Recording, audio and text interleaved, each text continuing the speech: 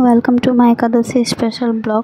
রাধে রাধে বন্ধুরা, আজকে একাদশী স্পেশালে ভেবেছি আমি তোমাদের সাথে নিজের নিত্যদিনের পুজোর কিছু একটু মুহূর্ত শেয়ার করি।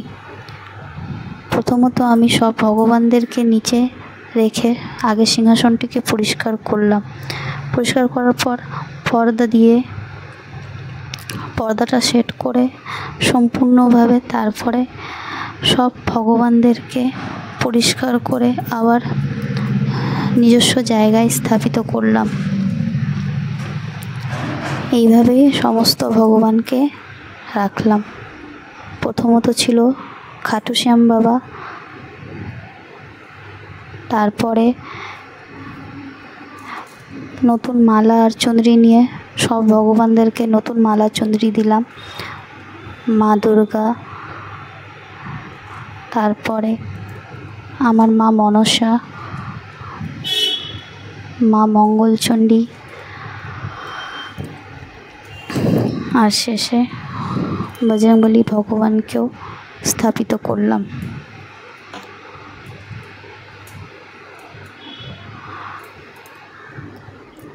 তারপরে শিব ঠাকুরকেও রাখলাম। তারপরে আমার সিংহাসনের গণেশ লক্ষ্মীকে স্নান করিয়ে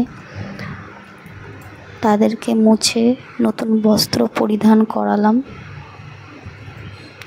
তারপরে একে একে চুল, সিঙ্গারের সমস্ত জিনিস, মুকুট, মালা সব পরিয়ে তাদেরকে বিরাজ করলাম।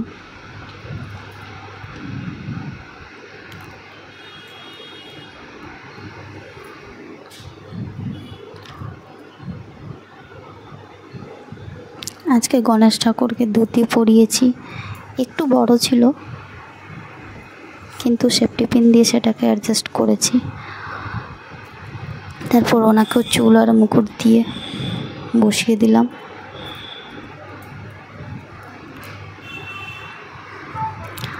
আমি প্রথমবার ব্লগ বানাচ্ছি, যদি কোনো ভুল ত্রুটি হয়ে থাকে তাহলে আগেই ক্ষমা চেয়ে নিচ্ছি।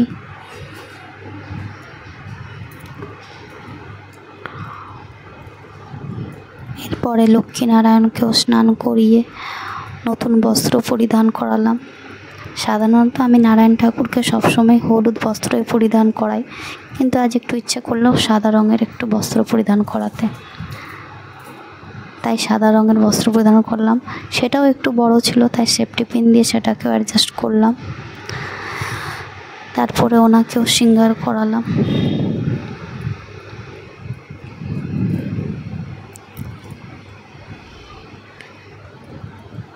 আর জামাটা অ্যাডজাস্টই হচ্ছিল না। তারপরে মা লক্ষ্মীকে গোলাপি রঙের একটা জামা দিলাম। তারপরে ওনাকেও মালা পরিয়ে চুল দিয়ে মুকুট দিয়ে সাজিয়ে নিলাম।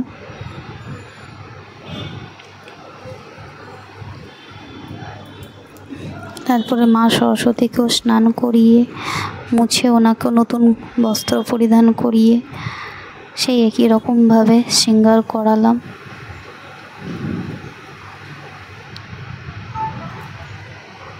ওনার আবার মুকুটটা বসছিল না।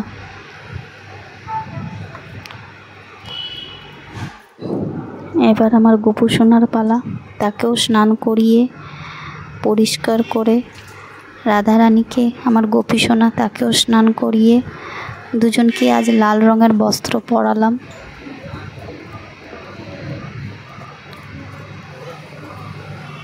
আমার গোপু সোনার মুটুকটাতে কোনো সাজ ছিল না, তাই পর থেকে সেটাতে একটু আমি নিজে থেকে পাথর বসিয়েছি। তারপরে গোপী সোনাকেও চুল দিয়ে তাকেও শৃঙ্গার করালাম। তারপরে আমার শিব ঠাকুরকে আজ সোমবার বলে দুধ দিয়ে, গঙ্গা জল দিয়ে স্নান করিয়ে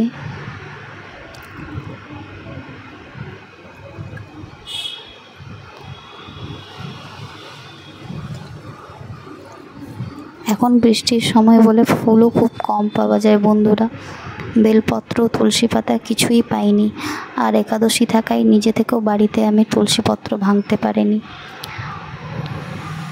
তাই আজকে বিনা তুলসী পাতাতেই আমাকে পুজো করতে হয়েছে এবং ভোগ নিবেদন করতে হয়েছে।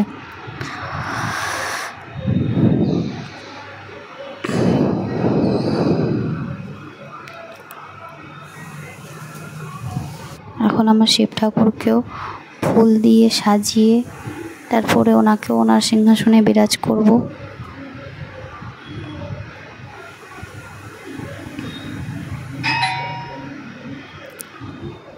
এবার সব ঠাকুরকে তিলক চন্দন করে ফুল নিবেদন করে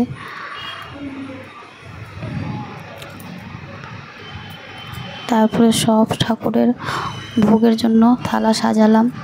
থালা সব সাজিয়ে তারপরে প্রদীপ জ্বালিয়ে পারফিউমও দিয়েছি। বিনা পারফিউমে আমার গোপু গোপী সোনা তো আবার থাকতে পারে না, তাই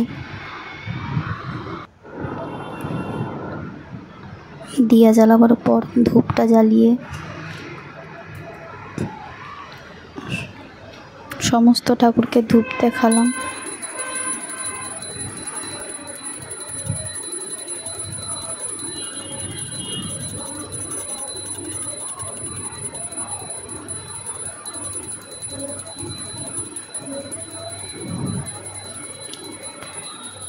এইভাবে করেই আমার প্রতিদিনের পুজো হয়, তাই ভাবলাম আজকে একটি ব্লগ বানিয়ে তোমাদের সাথেও শেয়ার করি।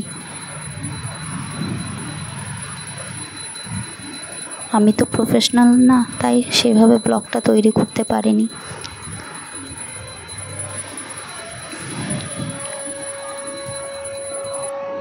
শেষে শঙ্খ বাজিয়ে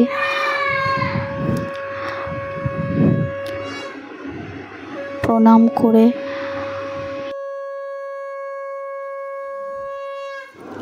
পর্দাটা দিয়ে দিলাম। ধন্যবাদ বন্ধুরা, যদি আমার ভিডিওটি ভালো লাগে তো like and share করিন। Thanks for watching.